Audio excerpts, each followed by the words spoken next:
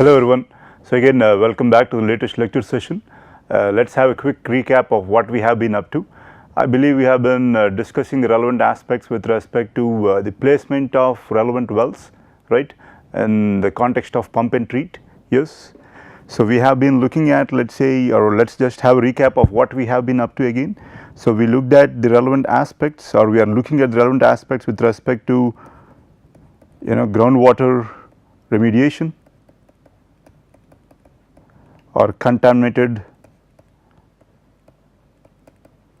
groundwater remediation, right. So in this context we looked at, or we have been looking at the relevant aspects with respect to pumping the water out. So in that context we did see that obviously the placement of the wells or the extraction wells depending upon the shape of the plume is of considerable importance. So in that context we looked at the relevant design provided by Havendel et al, and I think the relevant aspect is that they have a factor of safety of 2, as in it considers that you need to pump out twice the amount of flow, let's say, that would go through that particular cross section. That's something we looked at. And then I believe we moved on to the relevant aspects with respect to what are the issues that you might face, or what are some of the cases practical cases that you might face with respect to pump and treat, right. So initially we looked at pumping the water out, let's say, or extracting the contaminated plume, and then I believe we moved on to pump and treat. And in pump and treat, obviously what are we trying to do here? We are trying to pump the water out and treat the water. So in this context obviously we did have an example, as in groundwater contaminated in or near Ghaziabad, let's say, with chromium from, I believe, some particular fan manufacturing company, right. And then now what are they up to? They are pumping the water out, treating it by reducing it from chromium 6 to chromium 3, and then I guess applying it on land, right. So again treatment options, different cases. So typically redox process depending upon the type of contaminant, or AOP again depending on the type of contaminant, as in you try to promote reduction, let's say, of the contaminant. Obviously if it's oxidized and you want to change the oxidation state from a higher oxidation state to a lower oxidation state, right. But typically let's say we encounter reduced compounds and as contaminants, so then obviously you can go for one of these advanced oxidation processes, right. Or you can also go for granular activated carbon, air stripping if it's relatively volatile compound, and so on.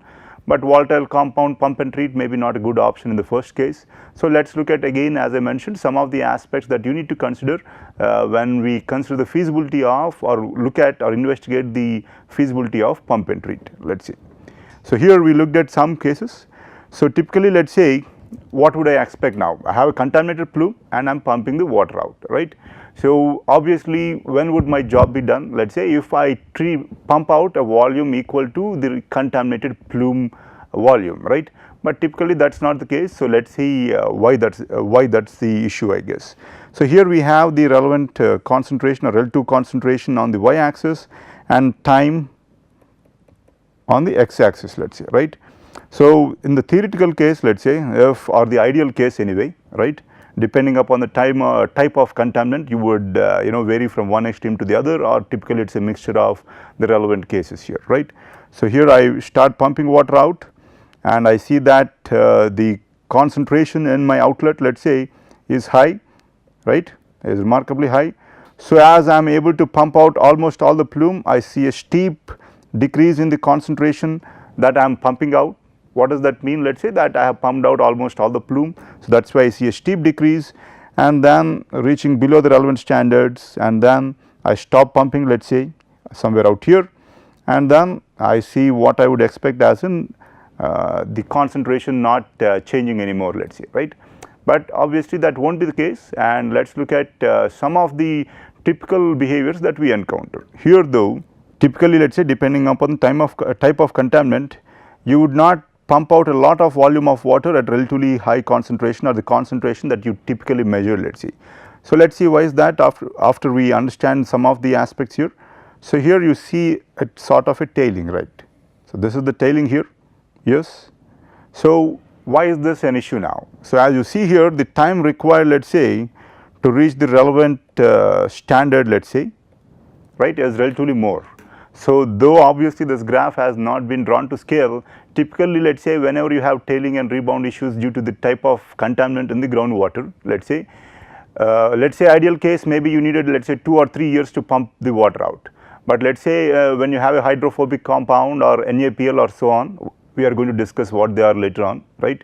You are going to observe that, or we can calculate the approximate time required for remediation later, that the time required for pumping out can be a few hundreds of years or many tens of years, right. So that would obviously make the relevant process unfeasible or infeasible, right.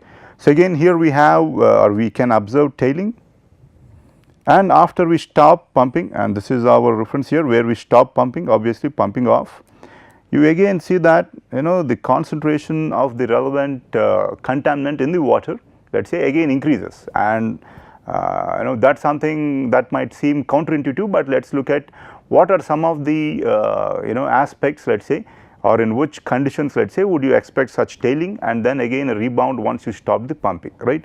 So obviously when you have such rebound, you are going to have issues with what do we say, getting the concentration down to the relevant standards, yes. So again tailing and rebound, so let us see what are some of the aspects, but what are the practical issues? The practical issues are that time required to pump the water out is remarkably high, let us say are remarkably high, and typically reaching the cleanup standards is not feasible though, typically not feasible, right. So let us look at some of the aspects that can lead to the relevant what do we say issues with respect to tailing and rebound. So typically let us say you are pumping water out, right, I am pumping water out or H2O, right. Why is that? Because the groundwater is contaminated, right. But what are the sources of the contaminant here, right? There can be different types of sources, solid phase and non-aqueous phase and so on, let us say, right. Non-aqueous as in if you have an industrial solvent leaking, let us say, to the subsurface, let us say, for example TC, trichloroethene I guess, right, or let us say you have hydrocarbons, let us say, from your underground storage tanks in your petrol bunks, let us say, where do we, as we talked about it briefly, where do we have the where do the petrol bunks store the petrol or the hydrocarbon here, petrol or diesel? They obviously store them underneath the surface, right. And again we have we call them the underground storage tanks, and they typically leak. So you can have contamination of the relevant subsurface and the groundwater, right. So how do I go about looking at analyzing, let us say, if pump and treat is the relevant option that I should choose in this context though. So here let us say keep in mind that when pump and treat we are obviously trying to pump the water out and treat it, right. So again the key is pumping the water out. So if the contaminant, let us say, prefers to stay in a different phase, as in it does not want to stay in water or in the aqueous phase, let us say, then obviously that is going to cause issues. So what kind of compounds are we concerned with? We are concerned with hydrophobic compounds,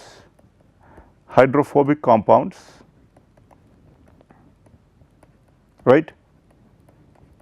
And the issue here is they do not want to stay in water or stay in the dissolved or in the aqueous form, let us say. They would want to either be adsorbed onto the organic fraction on soil, let us say, or let us say stay in as separate phase and so on.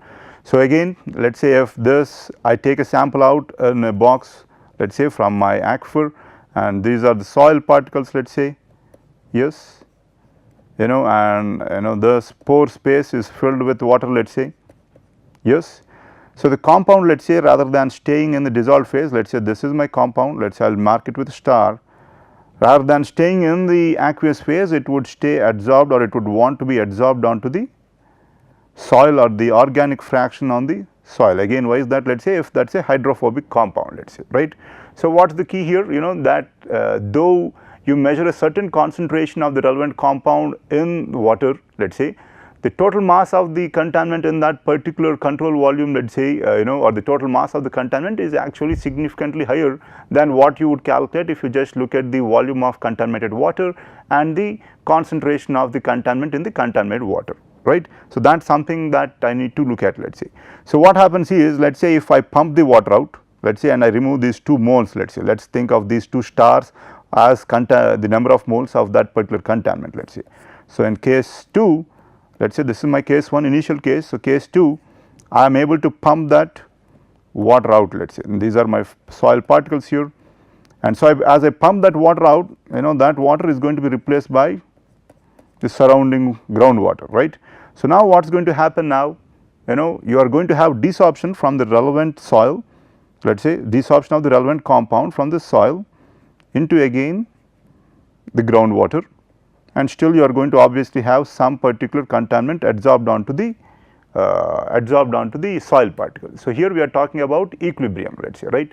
So equilibrium as in phase equilibrium maybe, or equilibrium between the fraction that is adsorbed onto the soil and the fraction that's, or the compound or the fraction that is in the aqueous phase, right. So how can I get an idea about this? Obviously let us say I can look at the metric called the octanol water partitioning coefficient. So what is that about? It gives you an idea about, let us say if I have octanol, let us say a solvent, right, and water, if I have water here and octanol, and I place a particular compound here, let us say, and I observe the equilibrium, let us say, if let us say in after equilibrium. So again we are just trying to understand the octanol water partitioning coefficient. So what that is about. So let us say if I take a container and have, let us say, equivalent volumes of octanol and water here, let us say, and I put in a certain compound, let us say, and if I observe that, let us say, more number of moles of the compound would want to stay in water and not in octanol, let us say, what does that mean now? KOW value will be relatively less, or that the compound is hydrophilic, right.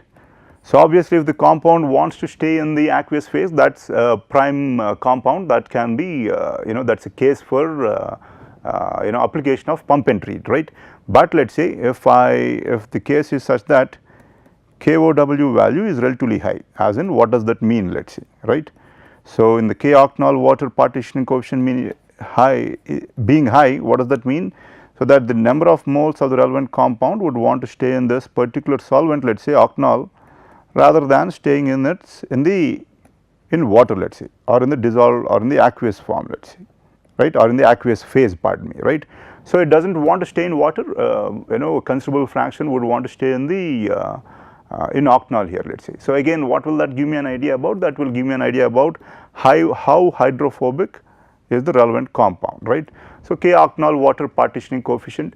So typically in soil you have, let us say, the clay or the organic fraction too, let us say, right. So depending on higher organic fraction, this hydrophobic in the soil, pardon me, this hydrophobic compound, let us say, will be in equilibrium with the contaminant being adsorbed onto the organic fraction of the soil and also some of it in the water. So there is going to be an equilibrium, right. So if I pump the water out, right, again what is happening here? The equilibrium has shifted, yes, but once fresh water comes in contact with the soil, what is going to happen? Obviously it is going to reach an equilibrium again, right. So again I pump this water out, again shift in equilibrium, so again we have a equilibrium reached. So again I pump the water out, again it rebounds, because again there is going to be an equilibrium, right. So obviously as you see, this particular contaminant adsorbed onto the soil, let us say, acts as a considerable source of the relevant contaminant, right. So again that is one particular case. So there are many types of hydrophobic compounds out there, and two types of compounds that are typically encountered are referred to as DNAPL and LNAPL, right. This stands for dense non-aqueous. Again the key is that it is non-aqueous phase liquid, right, dense non-aqueous phase liquid, and LNAPL refers to light non-aqueous phase liquid, right. Again so the key here is that we have a non-aqueous phase liquid, right, that is one aspect, and within that particular or type of compounds we have one set of compounds or set of compounds that have relatively higher density and the other have relatively lesser density, let us say. And we are going to have considerable issues when we have a particular aquifer contaminated by these dense or less or light, pardon me, non-aqueous phase liquids. So let us look at what they are, let us say. So the key here is, unlike this particular case where you had some particular contaminant adsorbed onto your particular soil, here let us say the issue is that if you have an independent, and these are my soil particles, let us say, right, and let us say this is my non-aqueous phase liquid, let us say. So, it is in its separate phase. So, some of this particular contaminant will be in or dissolved in water, let us say some, and some of it will also be adsorbed onto the soil. And again, as you can see, this is the actual contaminant here, it is in a separate phase, let us say. It can be in its separate phase too, right. So, what are the three phases we have? It can be dissolved in the water, the contaminant can be dissolved in the water, the contaminant can be adsorbed onto the soil, let us say, and also the contaminant can be present as a separate phase, which we are referring to as this non-aqueous phase liquid, let us say, right. So, with respect to non-aqueous phase liquid, let us say if you have dense non-aqueous phase liquid that is released, let us say, at the subsurface, let us say, and DNAPL contamination, let us say DNAPL, right. So, how is it going to behave, let us say, and this is my groundwater level. So, it is going to have to travel through, right, and again hydrophobic, or depending upon the type of compound, it can be present, or it can volatilize and be present in the pore space here, let us say, and then once it reaches this particular groundwater, some of it can be dissolved in the groundwater, right, and obviously you will have soil out here and soil out here, right, and the contaminant can be adsorbed onto the soil, right, and if it reaches a semi impermeable layer here, then again it is going to start accumulating. So, this is the soil here I am referring to, and again the NaPl after reaching here, what is this now? This is the semi impermeable layer, let us see,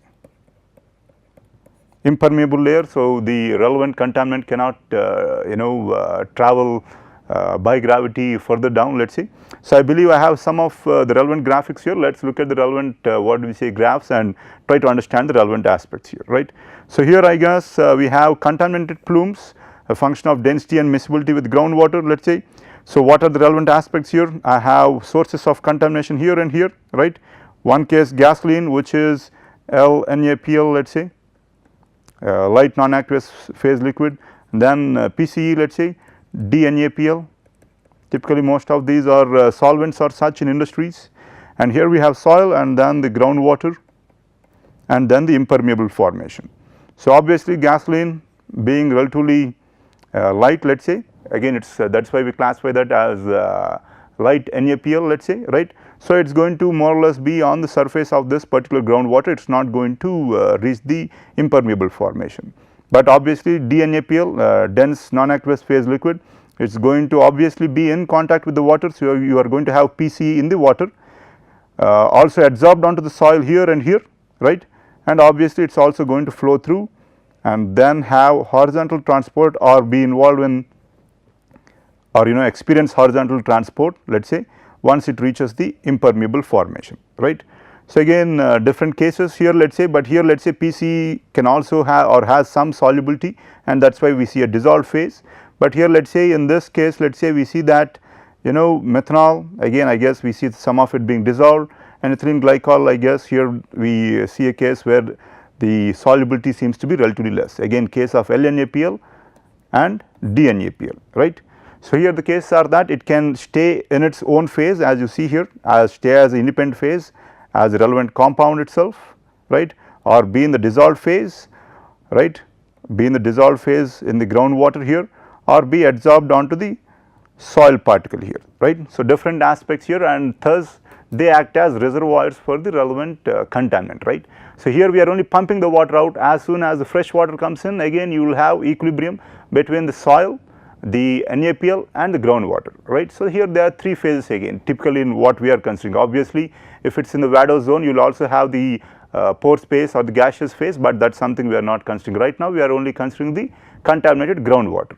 So, obviously, what are the phases I am looking at or considering now? The soil, or the one adsorbed onto the soil, the one dissolved in the groundwater, and the one pardon me, I am done with dissolved soil, and the one present as a non-aqueous phase liquid. So, I have three phases. So, if I just remove the contaminant in the groundwater, right, then again the relevant water flows through again, and I am going to have a new equilibrium So thus again I will have the contaminant, what do we say, desorbing into, or partitioning between the aqueous phase liquid and water. So again the concentration in the relevant groundwater is going to increase, right. So that is why what do I see here? I see this rebound, makes sense hopefully. So let us say here I think that I am done with everything and I stop the pumping, and now again the relevant groundwater comes in contact with the relevant not comes in contact or reaches equilibrium with the relevant other phases, meaning the contaminant in the sorbed phase and again in the non-aqueous phase liquid, and that is why you see equilibrium being reached, and this is the equilibrium here again, or new equilibrium I guess, right. So let us look at some of the aspects here. So obviously mobilization and sorption, this is case 1 let us say. So let us say this is the relevant contaminant here as a non-aqueous phase liquid. By advection you are pumping the groundwater out, that is why you have the groundwater flowing through, let us say, right. So what do we have here? We have partitioning of the relevant contaminant between water H2O and the NaPl here, right. So we have partitioning of the contaminant between NaPl and water here. So obviously as I replace this water, let us say with uncontaminated water, I am again going to have release of the contaminant from, or changing phase from NaPl into the water here, right. So that is one case we looked at, right. And then the second case is when let us say you have the relevant compound adsorbed onto the what is it now, either the organic fraction or the mineral oxide. So that is what you see here, let us say this is the soil particle and this is the groundwater that is being pumped, or the direction of groundwater advection obviously, right, because we have a fluid flow in the net fluid flow in one particular direction, or net fluid flow in one particular direction, right. So here I have the contaminant as you see adsorbed onto the soil here, right. So as water keeps moving through, right, or as water is transported and the relevant contaminants in the water are transported, you are going to have desorption. So that is what you see here. So desorption, right. You have the desorption from the relevant fraction adsorbed onto the soil, and again obviously you are going to see increase in the relevant concentration, right. So again moving on. So here obviously we have one particular graph here, let us see what we have. Obviously here we have the case where the groundwater velocity increases to the left. So as I go in this direction, the groundwater velocity increases. So what does that mean? So if the groundwater velocity increases from right to left, it means that in this particular region the contact time is less, and in this particular region the contact time is more, right. And here I have the dissolved concentration, right, of the contaminant, yes. So what does this what does this graph obviously tell you now? So if the groundwater flow or the velocity of this particular groundwater being either pumped out or such is relatively high, let us say, the time available for contact between the relevant non-aqueous phase liquid or the soil and your water is going to be less. If the velocity is obviously high, the time available for the relevant partitioning and or the equilibrium to be reached is going to be relatively less, right. So thus obviously equilibrium will not be reached and you will observe relatively low concentrations in this region, right, that is what you see. So high groundwater velocities and thus short contact times produce low contaminant concentrations. But let us say if there is enough time available, as in the speed is relatively less, or the velocity, pardon me, let us say the velocity is relatively less and thus the time available for contact is relatively high, let us say, then you will have the case where let us say the contaminant has what do we say, had enough time for it to reach equilibrium between the relevant phases, either the soil, non-aqueous phase and the groundwater, right. So that is what you see out here. So depending upon where you are or your groundwater what do we say pumping rates, let us say in your pump and treat, you are going to be at different phases of this particular graph or this particular behavior. So that is something you obviously want to look at, as in if I just pump it at very high rates, the actual concentrations that I am going to remove and thus the mass I am going to remove is going to be relatively less too, right, per time, let us say. But obviously I need to have a balance between the time required, the resources and so on. So I need to look at such information regarding whether it is feasible to pump the water out or at what conditions should I pump it out, as in is it better to let us say have the pumping as in on, I pump it for some time, let equilibrium be reached as in pumping is off during this time, and again have the pumping on and again stop pumping, right, pumping off. So pumping off and pumping on, right. So I am going to pump the water for some time, let the system reach equilibrium, not reach equilibrium, pardon me, pump the water for some time, then stop the pumping and let the system reach equilibrium, right. and then again restart pumping, and again so on and so forth, right. So that is one way to go about it. And here I guess we see the same case here, but here with respect to liquid partitioning, this is the soil particle, right, and groundwater is being removed, and here we have another phase, the non-aqueous phase liquid. So what do we have? We have liquid partitioning. So in this context, let us say if you have solubility limited and diffusion limited, right. So obviously solubility limited, let us say you are going to have what we say equilibrium to be relatively reached relatively early, and that obviously would be the case when the relevant time, let us say, is relatively high. That would be the case when the velocity is relatively low, right. But obviously if the groundwater velocity is high, let us say, and time is less, so the contaminant transport from the relevant phase into the relevant groundwater will be diffusion limited, which is typically again relatively slow process, right. That is something that we see here. And here again similar case, if it is from desorption from the relevant soil, let us say, if I can make this clear, how will the contaminant change phase from this non-aqueous phase liquid into this groundwater, let us say my contaminant is out here, how can it change phase from here to here now, right. If I let enough time, what do we say, if there is enough time available, obviously it will reach equilibrium, but typically how is the transport going to take place in this particular zone? It is going to be by diffusion now, right. So similarly here with respect to the partitioning between the soil phase or the contaminant on the soil phase and in the water. So here I have my contaminant here on the soil, right, and here in the groundwater, how is it going to take place? By desorption, right. So initially you will have rapid desorption, as in let us say if my particular soil has relatively high concentration of the relevant compounds and in water relatively less, right. This is case 1, right. This is my soil and this is my groundwater, right. If I remove these or pump out this groundwater, what do I have? I am going to have now remove these 2 moles, let us say, and let us say again a new equilibrium is going to reach, as in some of the particles here you have 1, 2, 3, 4, 5, 6, let us say maybe the fraction will 1, 2, 3, 4, so let us say 5 here and 1 here, right. Now this will be the new equilibrium after pumping, let us say after pumping out the water and letting it reach equilibrium. Again, how is this particular what do we say effect of desorption going to what do we say affect your pumping and treat or its feasibility now? If the desorption is relatively fast, obviously it is going to be easier because you are going to have change in phase from the soil to the water relatively faster. But if it is slow desorption, obviously, right, so you are going to have the relevant cases here, right. So again the issue is that the farther you are from the equilibrium concentration, the greater the rate of desorption, right. So let us say if this is the equilibrium and this is the initial case, let us say, so the rate of this particular desorption, let us say, or the system would always try to reach this particular phase. Let us say if the concentration of the contaminant in the particular soil is out here and the one out here and equilibrium is somewhere out here and you are way far off, right, the rate of desorption will typically be let us say higher. But if you are already somewhere nearby, let us say, the rate of desorption is going to be relatively slow here, right. So again that is something that we see out here. And here we have a case of a non-aqueous phase liquid, typically a DNAPL, I guess the model here.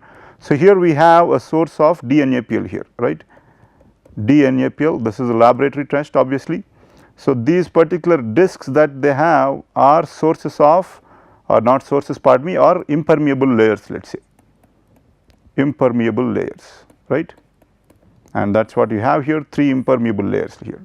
So typically what do you see here? Again here it is a homogeneous aquifer, but even though it is homogeneous, you have let us say, what can I say, vertical fingers which would fasten or hasten the transport of this NaPl. This is all the DNAPL, right, you can see the dark colored fraction here, let us say, and you are seeing that flowing through in these vertical fingers.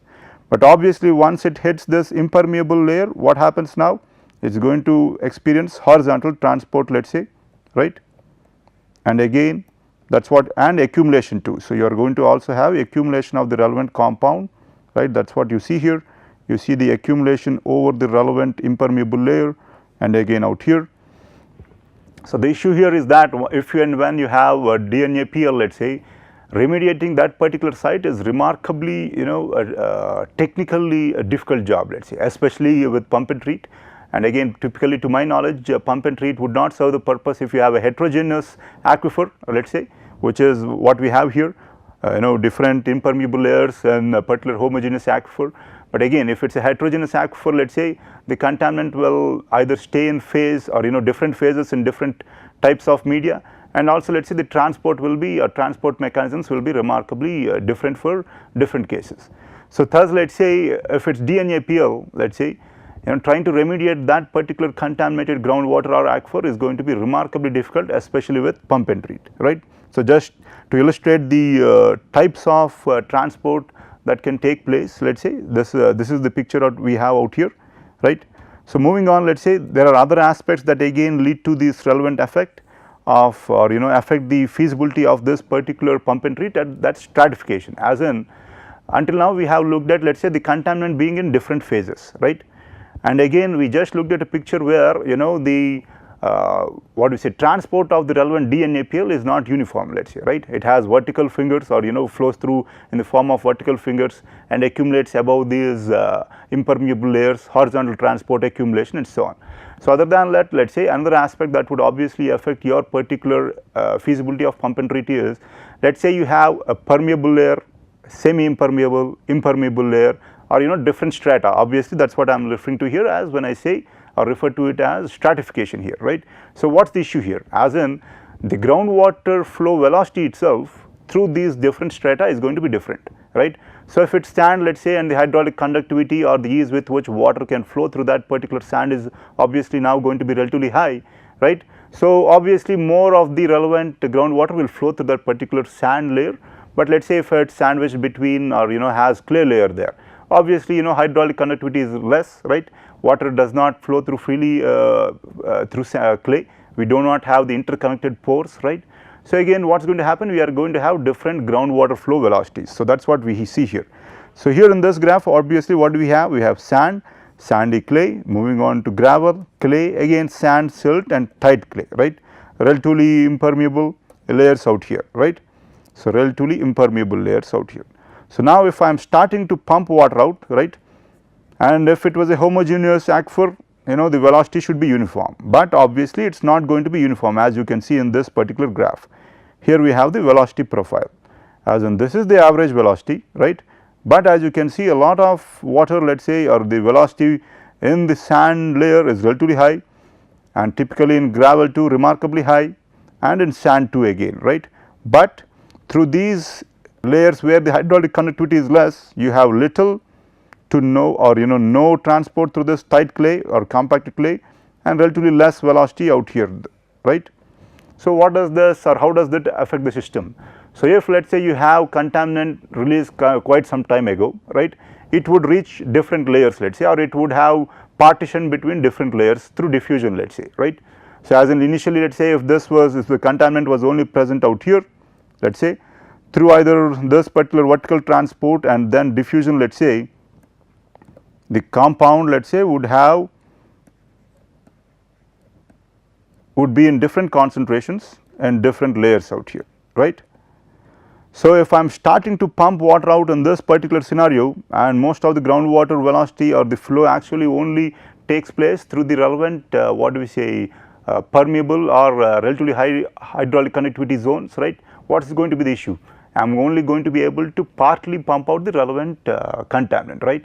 So what needs to take place once I pump out the contaminant from the sand layer here and gravel layer here, then again I need to let the system reach equilibrium, as in, because we are going to have diffusion in the opposite direction, let us say, as in from the clay layer into the sand, again I need to have the relevant diffusion, and then again I can pump the groundwater out. So obviously if I look at the profile here of with respect to the transport, in this particular case where the hydraulic conductivity is high, I am going to have convection or advection here, and when the hydraulic conductivity is less in sand or clay, it is going to be limited by diffusion, and diffusion, let us say, is many orders of magnitudes, maybe thousands of times slower than transport or through or by advection, let us say, right.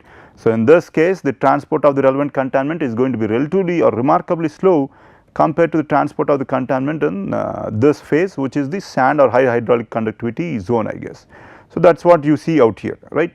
So I guess with that I am going to end this session, and we will move on to discussing some more aspects in this regard, yes, and then also try to, you know, we did talk about the relevant aspects in generic terms, but obviously we want to be able to quantify that, to be able to understand, let us say, how long is it actually, you know, how I can try to estimate, let us say, how long it is going to take for me to pump the water out, or pardon me, all the contaminant out, right. So then I can see or try to understand or analyze whether pump and treat is a feasible option or not. But obviously you need this background, or you know, some particular information, let us say, to actually think of spending or committing more resources for your particular project, right. Again, so I guess with that I will end today's session, and thank you.